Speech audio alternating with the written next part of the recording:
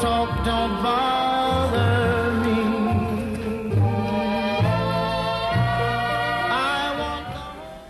And welcome to Let Them Talk. I'm Paul DeRienzo.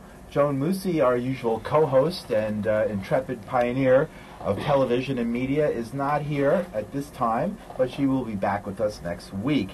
But we do have two great guests for you. We're going to talk about a subject that we have talked about a few times on this program, but we haven't for a while now, and that is Gabon, Africa, and the Sacrament of Iboga and the religion of the Bwiti people. And so I'd like to introduce Dimitri Mugianis, who is also known as Mobengo, Right.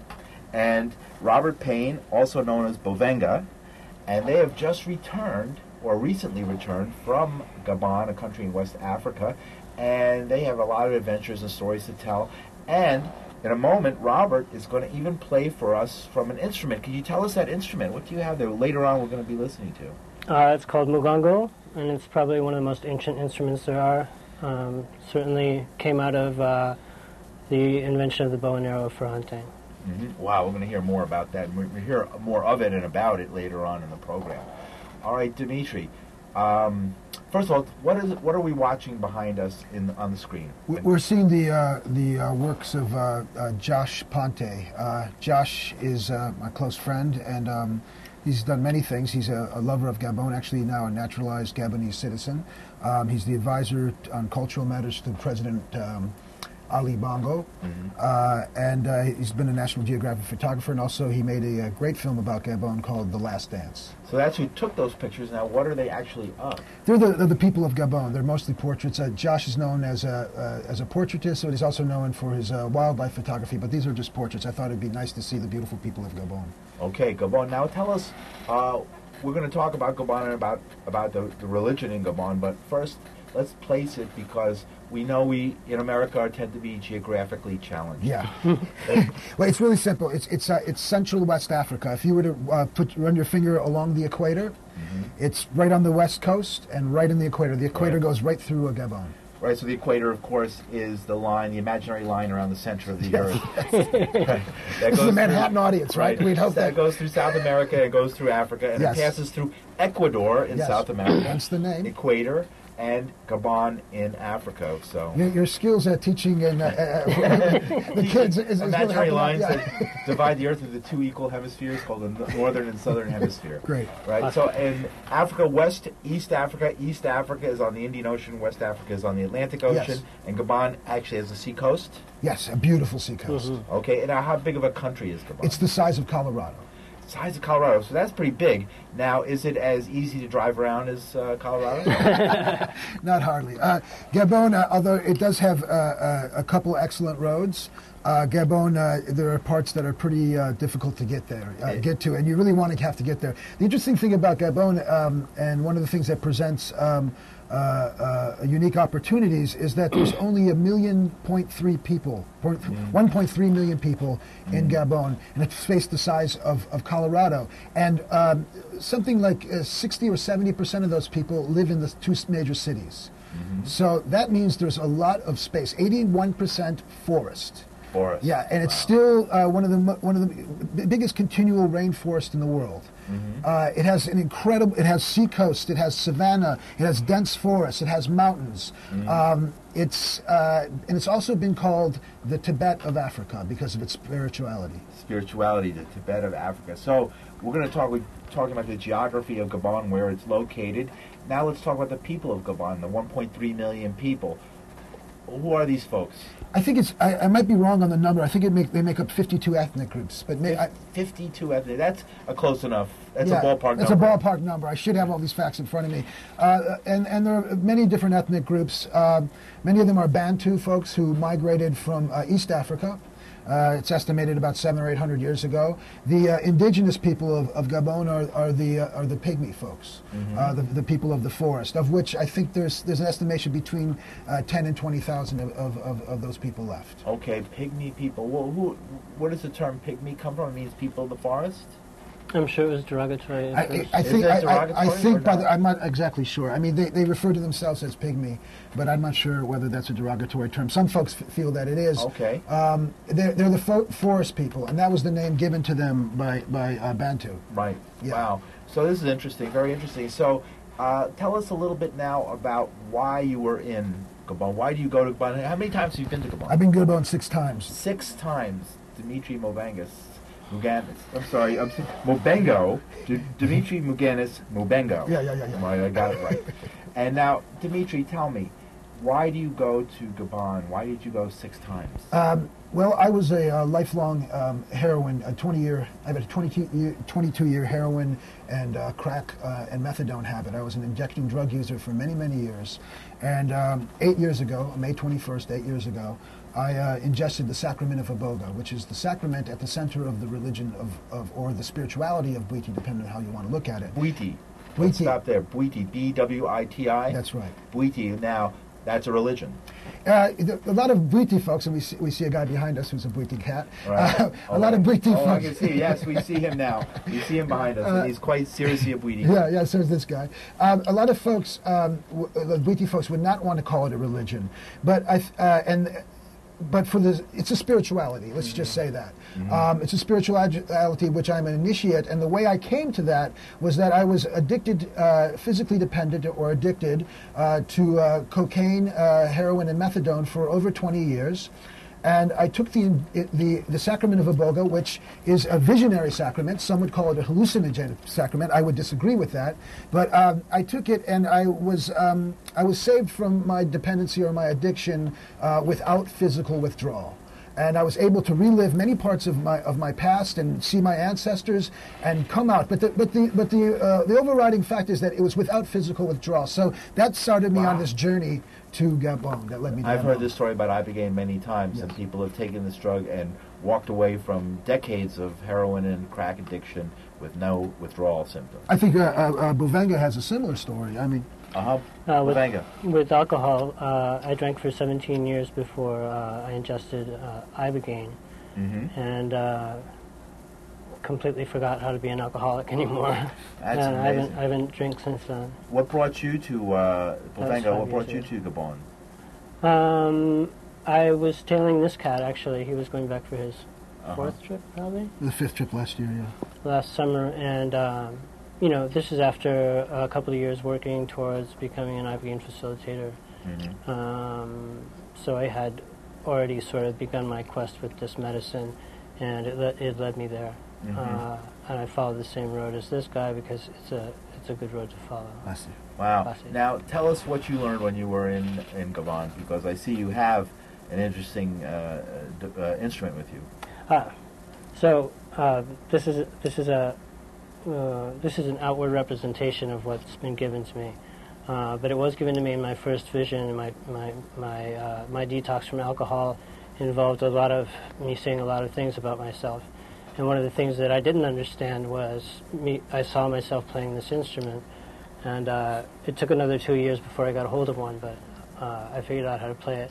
And then in my 2 trips to Gabon, I've gotten some lessons, but forgive me, I'm probably going to be the best Mugongo player these people have ever heard, but definitely not the best. Okay. Well, what's it called again, the instrument called? Mugongo. A mugongo. And it's traditional for when you get together in a meeting for someone to play this as we talk. I don't know if it's going to drown us out or not, but... it might drown us out. okay, I tried that before. Unfortunately, the mics don't pick up well. But let's take a moment to hear Bovenga tell us a little bit or play a little bit of his instrument for us. Well, I'll play it, and then maybe you'll have any questions about it. Yes, that's what I'm thinking.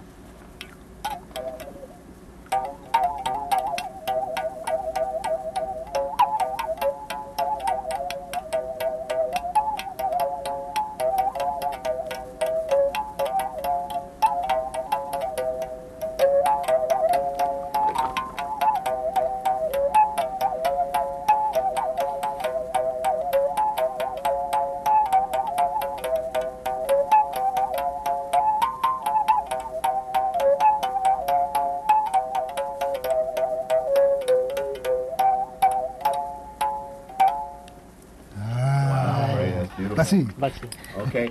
Now tell us a little bit what you were doing, the parts of the instrument. Let's start with that. So the arc itself, it's made of a sprouted tree, a tree kind of that's tree, I'm usually sorry? about 12 feet tall.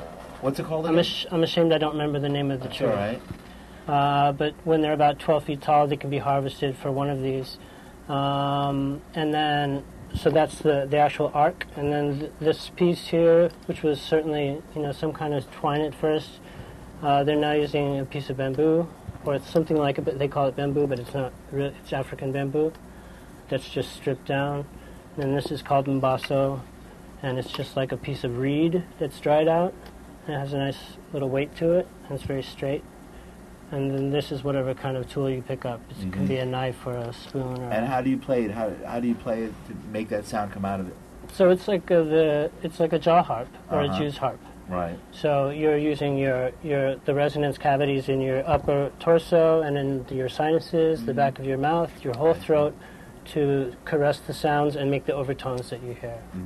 Now you said earlier that this is possibly the oldest. Well, so far as I know, it's the oldest instrument that is still used. I mean, aside from a drum, probably. I mean, you can imagine how they came up with this. The guy's sitting in the forest, the pygmy guy's sitting in the forest. He just ingested a handful of Iboga. Right. And he's sitting there and he's waiting for the prey to come by, and he's there all day, and he's got all day because they had a technology that allowed them to have all day. Right. And he starts hitting it, trying to make little noises with it, and he's hitting it with the bow. And this is what we get. Yeah. Right. So is this instrument related to the Iboga experience? Absolutely. So people play it while people are using Iboga During the ceremony. More than one person or one person at a time, or they come in orchestras or No. Yeah, just one. One at a time. Someone will take over and they'll play it for hours and hours and hours. And if you can imagine the sort of trance-like state you can get with a really skilled Mugongo player. Right. And it's actually used as part of the technology of getting folks where they need to go to see their bwiti. A good gongo will know just exactly what music to play and when to play it. By the way, we are live and we are willing to take your phone calls. There is an 8-second delay. So when we pick up, you can imagine what that means. Don't have your TV on in the background, or it makes it very difficult to communicate.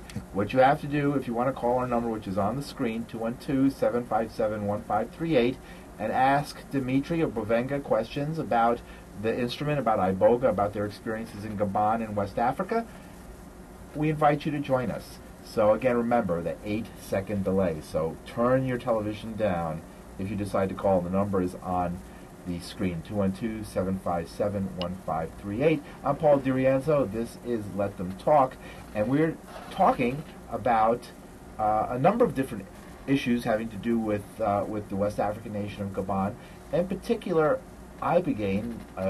Tell us a little bit what Ibogaine is, where does it come from, and how do you ingest it? What do you do with it? Ibogaine is a alkaloid of the Iboga plant. Ibogaine has been made into a hydrochloride, the one alkaloid. It's ingested orally. Both Iboga and Ibogaine can be used for many reasons. The sacrament of the bwiti is the sacrament of Iboga. Ibogaine is a derivative of that. I see. And the reason that some folks feel that it's more beneficial for treating addicts is simply because of the size. The amount that you take. Nice.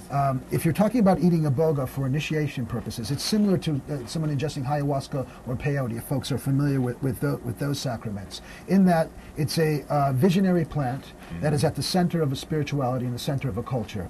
Let me digress for 1 second. Bwiti is basically, I hate to say something like that because my knowledge of Bwiti is small. I'm new in the Bwiti, just 4-year initiate. But Bwiti is the veneration of your ancestors, who you are and what made you up, made you who you are. And if you look at it, you can look at it as DNA, or you can look at it as patterns repeated. And we are our parents.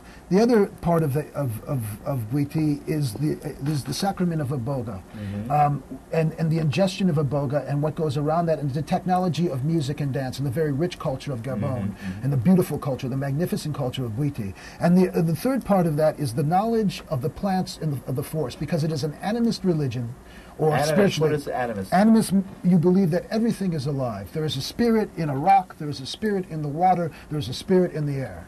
and it's also the technology, and this is technology. This is very sophisticated technology, the technology of the pharmacopoeia of the forest. So the medicines of the forest, and all those combined to make up this thing called Bwiti. Now, Ibogaine, which is the derivative from the plant of Iboga, was the anti-addictive properties were discovered by my spiritual father and our friend, the late great Howard Lutzoff, in 1962, who was a young heroin addict who ingested serendipitously, or I believe through the Iboga, through the spirit of the plant, ingested Ibogaine in 1962 and overcame his addiction to heroin with one dose and no physical withdrawal. Right. And you mentioned methadone as well. Yes, yes. That's amazing, because many people, when I've had this program on the radio, we were on WBAI for many years, we would get calls where people with methadone addictions would be the majority group interested in trying to get off the so-called cure. Well, I don't want to knock methadone, because I think... I'm not, but that to me was interesting. No, there's a lot of folks, especially in New York City, I think there's something like 40,000 people on methadone, and that was my feeling too. The main thing I didn't like about the methadone program was the social control, the taking away of my humanity by social manipulation, and so I didn't think there was any way off of it at 40 years old, and I was still injecting. I used to inject in the bathroom of the methadone clinic. But you don't. Nobody injects when they're doing Ibogaine. Well, look, if you do, you're in big trouble, and live to tell about it. Because let's just say this right out. There are a large group of folks that go back to using drugs again after doing Ibogaine. Our story, Bovenga and my story, is one side of the curve. The other side is folks go immediately back. But to measure success by just the cessation of drug use is, I think, a very naive and narrow way to look at it. This is a continual process. And if we're talking about recovery, then we should broaden the definition of what that means. Okay, very good, very interesting. Well, Dimitri Mugianis, who's also known as Mobengo, and Robert Payne, Bovenga. Robert, you've been playing some the music of the traditional music of the Bwiti from Gabon that's used often as part of the initiation ceremony, using... part of every ceremony. Yes. Let's hear another couple of minutes of that music for folks who might have just tuned in, and then afterwards I want to hear about how one goes through an initiation in Africa. Merci.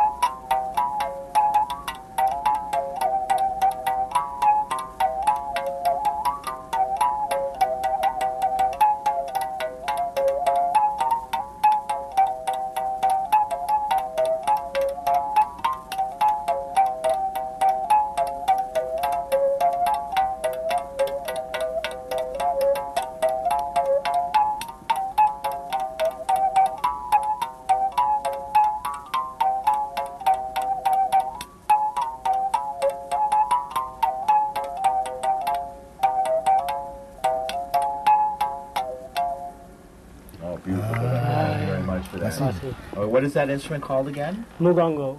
Okay, and could you show folks, just give them folks who might have just tuned in, tell us a little bit again about how it's made and how old it is. So, well... Not this one itself being that old. This was made this summer.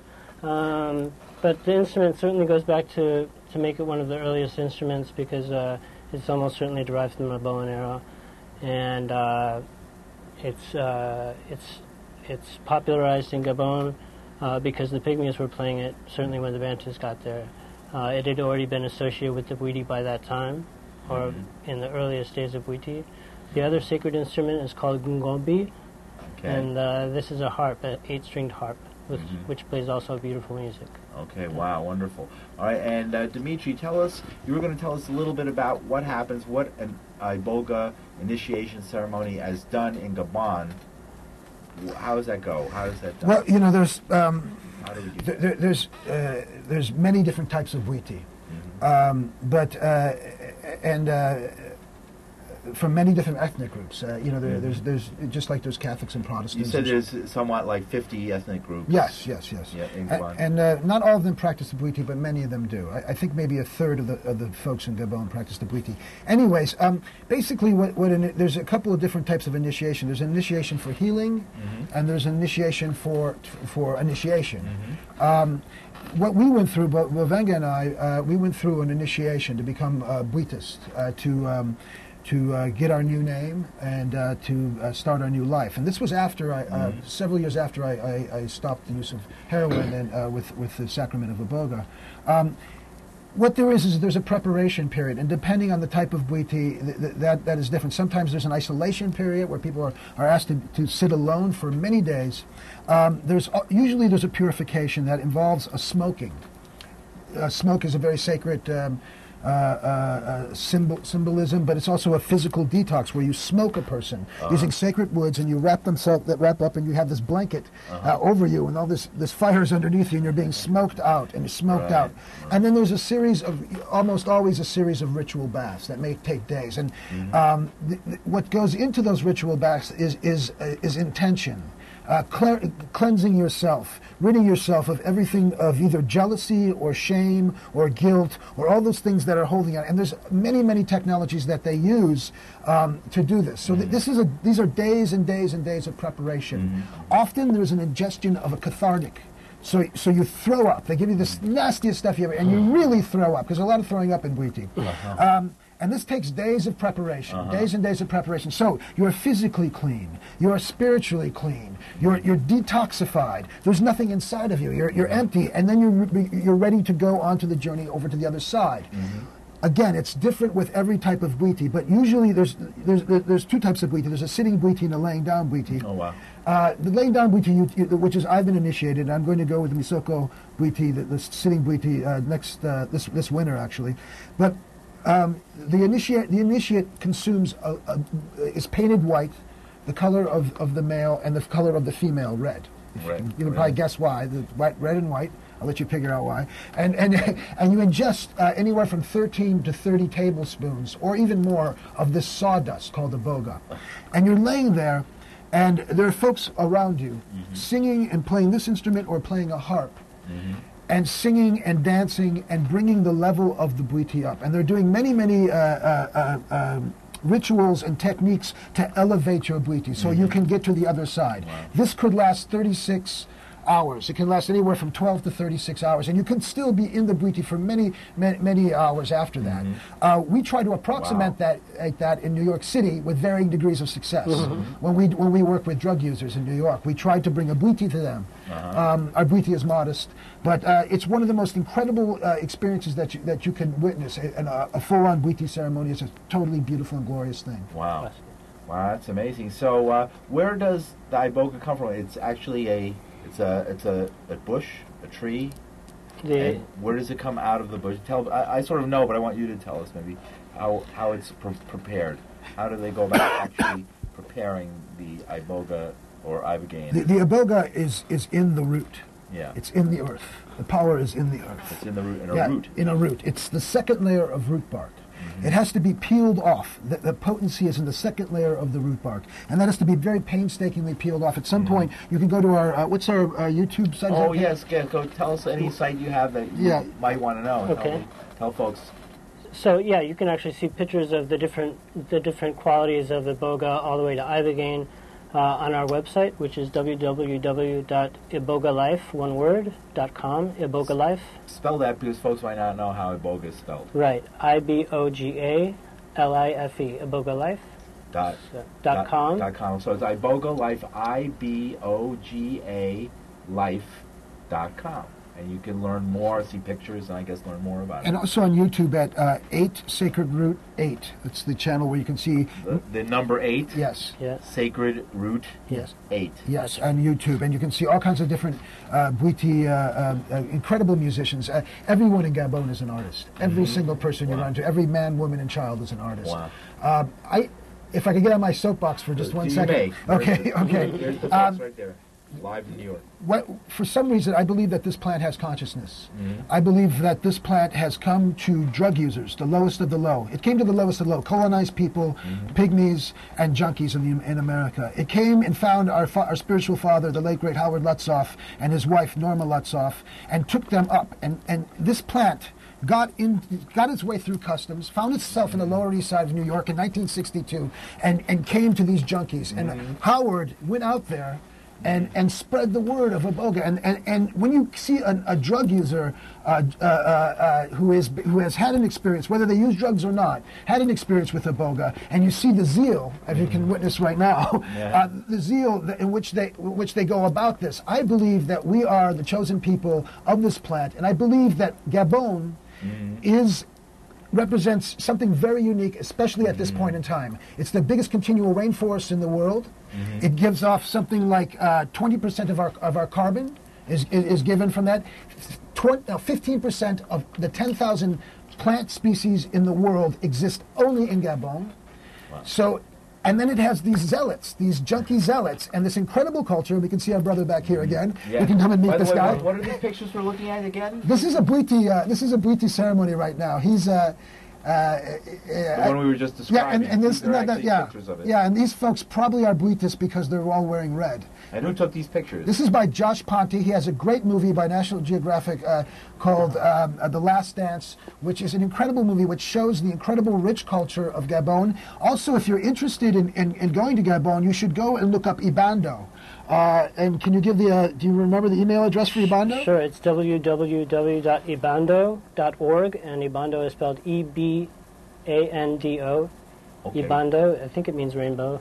It means base, actually. Oh, okay. It means the base. And that's .org. And those are the people that we go to Gabon and we work with. We're working on a planting project right now. Really? We're trying to plant and give back to Gabon. We're working with 6 different ethnic groups that are all. We're trying to do a fair trade Iboga. That's what we're trying to do. That's great. Fair trade Iboga. Excellent. Now we have a minute to go. Tell us again how people can learn more. What is your website again? So our regular public website is www.ibogalife.com. Iboga Life is IBOGALIFE.com. On YouTube, you can find my channel, which has a lot of Bwiti ceremonies on it, as well as Bwiti musicians tearing it up. And that is, search for the channel of 8 Sacred Root, 8. And that's the number 8. One word is Sacred Root, S-A-C-R-E-D-R-O-O-T, 8. Yes. And Ibando. Now, Ibando. So thank you, Dimitri, and thank you, Bovenga, for joining us. We have about 20 seconds to go. Why don't you go out with some music, and we can say goodbye, and we'll see you next week. Okay. Aye.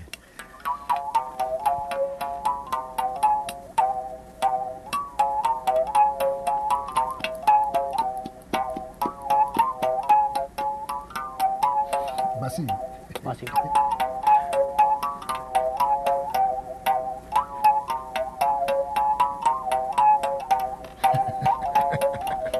That's it.